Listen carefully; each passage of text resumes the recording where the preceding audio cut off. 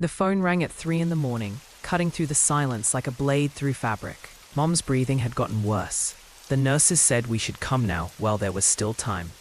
I threw on yesterday's clothes and drove through empty streets, my heart hammering against my ribs. The fluorescent lights in the ICU made everything look pale and unreal, like we were all underwater. Mum looked so small in that hospital bed, her thin grey hair spread across the pillow like spun glass. Emma was already there, her green eyes red from crying, her usual perfect composure completely shattered. We sat on opposite sides of Mum's bed, listening to the steady beep of machines. For a few hours, it felt like we were just sisters again, united in our fear and love. None squeezed our hands weakly, and I thought maybe this terrible time might bring our family closer together. The next few weeks blurred together in a haze of hospital visits and family meetings. Dad barely spoke, just sat in the corner chair reading the same magazine over and over. Uncle David kept bringing coffee for everyone, his nervous laugh echoing down the sterile hallways whenever someone thanked him. Someone needed to help Mum with her phone calls and banking since her hands shook too much. I volunteered, figuring it would give me something useful to do during the long hospital stays. Mum whispered her passwords to me, trusting me with the small daily tasks that kept her world running.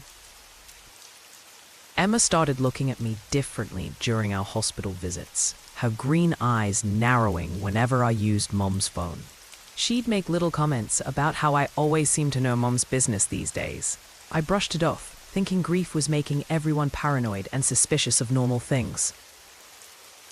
Emma cornered me in the hospital parking lot on a Tuesday that started like any other. Her face was streaked with tears, but her voice was steady and cold as winter steel. "I know what you've been doing, Sarah. I know about the money." She pulled out her phone with shaking hands, scrolling through screenshots like a prosecutor presenting a case. Bank notifications, transfer confirmations, amounts that made my stomach drop to the pavement. $15,000, Sarah, gone.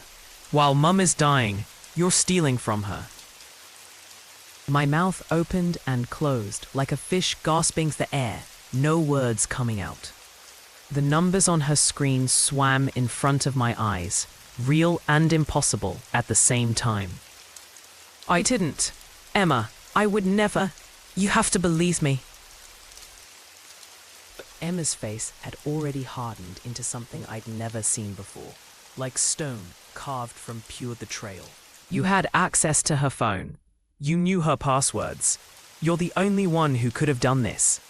Her voice broke on the last word, and somehow that made it worse than if she'd screamed.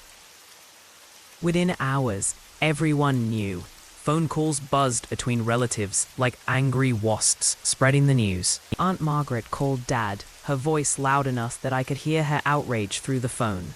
Uncle Tom just shook his head when he saw me, like he'd expected this all along.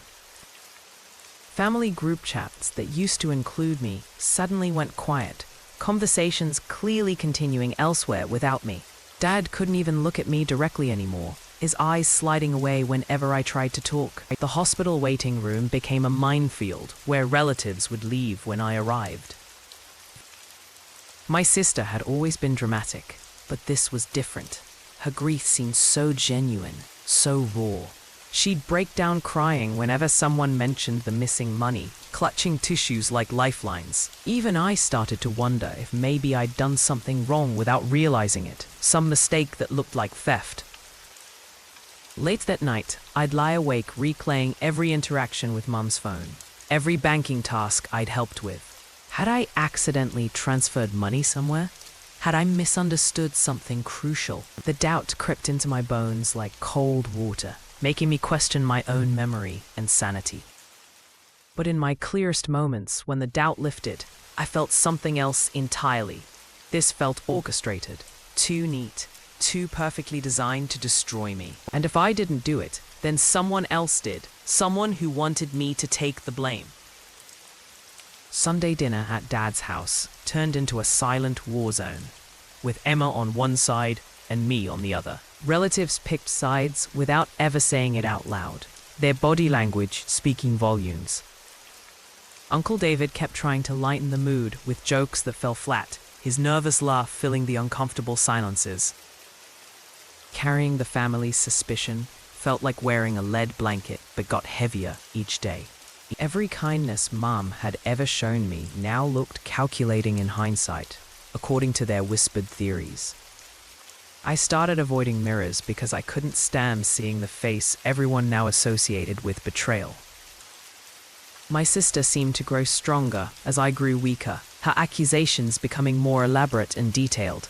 She'd tell anyone who'd listen about how she'd always had a feeling something was wrong with my behavior.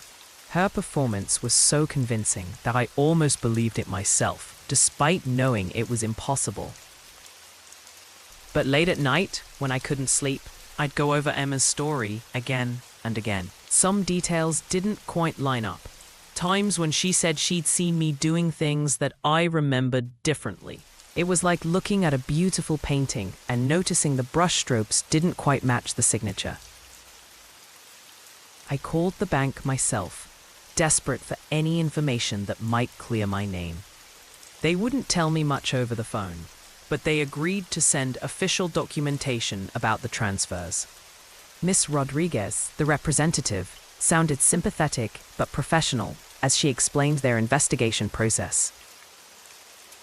The days stretched like taffy while we waited for the bank's official report about where the money had gone. Emma and I barely spoke anymore, communicating through Dad when necessary, like hostile diplomats. The silence between us felt more painful than any fight we'd ever had as children. While we were tearing each other apart, Mom slipped further away from us, her breathing becoming more labored. The doctors started using words like comfort care and making her peaceful that made my chest tight. I realized we might lose her while our family was broken into pieces, and it felt like losing everything twice. Miss Rodriguez called on a Thursday morning with news that changed everything, but solved nothing. The money hadn't gone to my account. She was clear about that, her professional voice carrying just a hint of relief. But it hadn't gone to Emma's account either, which left us all staring at a mystery with no easy answers. The transfers had been sent to an international account, somewhere overseas with layers of privacy protection. No name attached, no clear destination country, just a series of numbers that led nowhere we could follow. The bank was investigating, but these things took time, maybe months we didn't have. So the first time since this nightmare started, I saw doubt flicker across my sister's face. She'd been so certain it was me, but now her carefully constructed case was crumbling. Yet she still couldn't bring herself to apologize, couldn't admit she might have been wrong about everything. Instead of bringing us together, the new information just created more suspicion and paranoia among everyone. If it wasn't me, and it wasn't Emma, then who had access to Mom's accounts? Suddenly, everyone was looking at each other with new eyes, wondering who among us was capable of such betrayal. Mum's sister became convinced that Emma and I were working together, that this was all an elaborate cover-up. Her accusations grew wild and desperate, turning family gatherings into interrogation sessions. Uncle Tom just nodded along with whatever his wife said, but his eyes looked tired and confused. The stress was killing Dad slowly, turning him into a ghost who haunted his own house. He'd sit in his chair for hours, staring at nothing, like he was trying to disappear entirely. When I tried to talk to him, he'd just shake his head and walk away, unable to deal with any more conflict. Through all of this chaos, Uncle David remained the one steady presence, bringing food and offering comfort to everyone. He'd pat my shoulder sympathetically and tell Emma he understood her pain, playing the role of peacekeeper perfectly. His wine-rimmed glasses would catch the light as he nodded thoughtfully, always ready with a tissue or a cup of coffee. Something about Uncle David's constant helpfulness started to feel performative, like he was trying too hard to appear caring. He always seemed to know exactly what to say, exactly how to comfort whoever needed it most. And he asked a lot of questions about the bank investigation, more than seemed necessary for someone just trying to help. The family tensions reached a breaking point as Mum's condition became critical and the money mystery remained unsolved. Everyone was exhausted from suspicion and grief, raw nerves exposed like live wires sparking in the dark. We all knew something had to give, but none of us could have predicted how the truth would finally emerge. The revelation came on an ordinary Sunday afternoon at Dad's house, over leftover casserole and weak coffee. We were all there despite the tension, drawn together by the gravity of Mom's failing health. The conversation was mundane, carefully avoiding any mention of missing money or broken trust. Aunt Margaret was complaining about her mortgage payment, and Uncle Tom was nodding along automatically. Dad mentioned something about the hospital bills piling up, his voice flat and emotionless. It was the kind of boring family conversation that usually put everyone to sleep, nothing significant or memorable. That's when Uncle David made his mistake, the small comment that would unravel everything he'd carefully constructed. He laughed his nervous laugh and waved his hand dismissively at Dad's concern about money. Well, that amount was already sent to the Swiss account anyway. The silence that followed was different from all the other uncomfortable silences we'd endured these past weeks. This was the silence of a record needle scratching across vinyl, of time itself hiccuping to a stop. Everyone's forks paused halfway to their mouths, suspended in the sudden weight of realization. No one had ever mentioned Switzerland. The bank had been deliberately vague about the destination country. The family had only ever known that money was missing, not where it had gone or how it had been moved. Yet Uncle David had just casually referenced details that shouldn't have existed in his mind.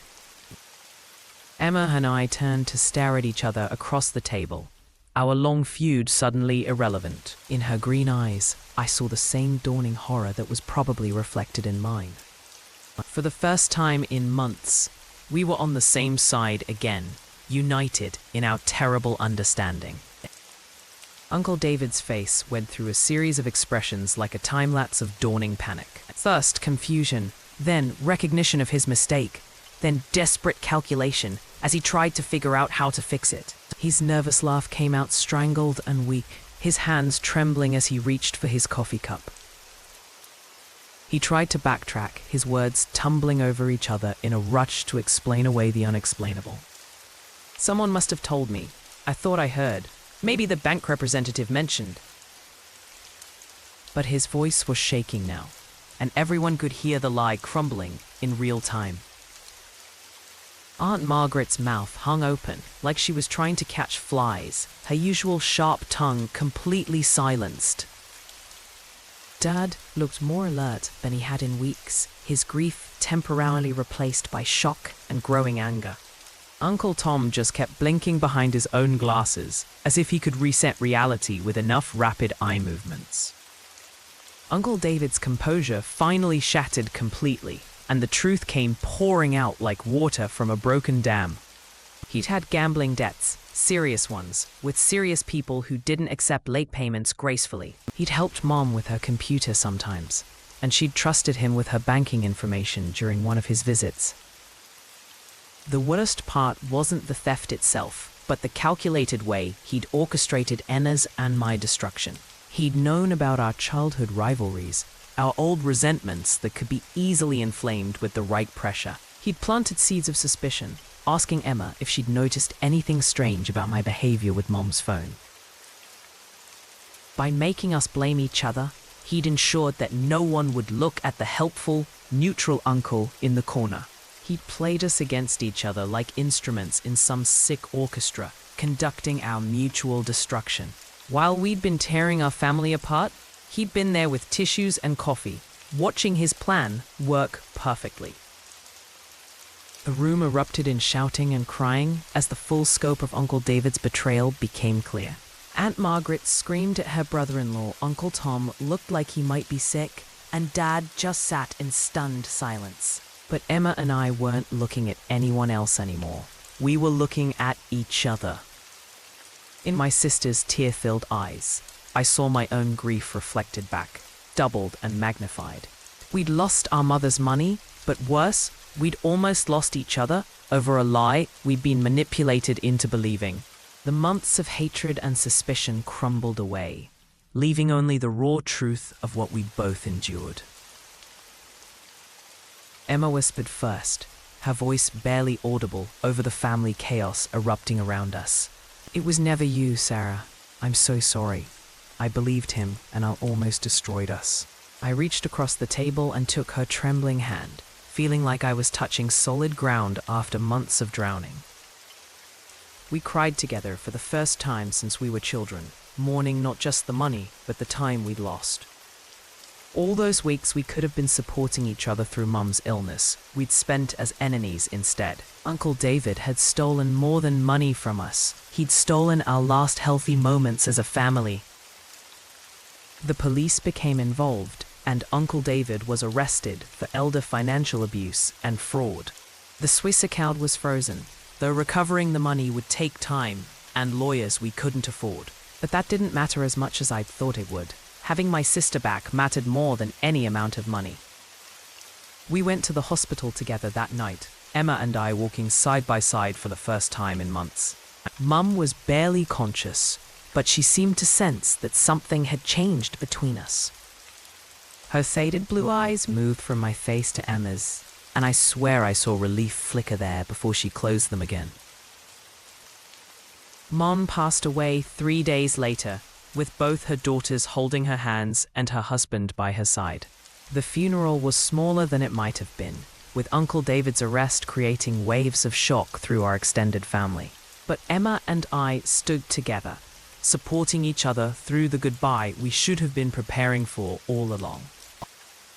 Rebuilding our relationship wasn't automatic or easy, despite the dramatic revelation of Uncle David's guilt. We had to learn how to talk to each other again, how to share grief without suspicion coloring every interaction. But we were both committed to healing what had been broken, to honoring Mom's memory by being the sisters she'd raised us to be. Sometimes we'd sit together in comfortable silence, processing everything that had happened to our family. Emma would fidget with her wedding ring the way she had as a child, and I'd tuck my hair behind my ears nervously. These small, familiar gestures felt like coming home after being lost in a foreign country for months. We talked about how Uncle David had known exactly which buttons to push, which old wounds to reopen between us. Emma admitted she'd always felt competitive with me, and I confessed that I'd sometimes felt like the less favored daughter. These vulnerabilities had made us perfect targets for someone who wanted to divide and conquer our family's trust. Our family gatherings were quieter now, marked by Uncle David's absence and the lingering trauma of his betrayal. Dad was slowly emerging from his shell of grief, and Aunt Margaret was seeing a therapist to process her brother-in-law's deception. But Emma and I had each other again, and that felt like a miracle worth celebrating every single day. In the end, Uncle David's terrible plan had backfired in a way he never could have anticipated. Yes, he'd temporarily destroyed our family's trust and stolen money we desperately needed during a crisis. But he'd also forced Emma and me to confront our relationship honestly, stripping away years of petty resentments and childhood grudges. We were closer now than we'd been since we were little girls, sharing secrets and dreams under blanket forts. The shared trauma of being manipulated and betrayed had created a bond that felt unbreakable this time. We'd learned that we were stronger together than apart, and that lesson was worth more than any amount of money Uncle David could have stolen.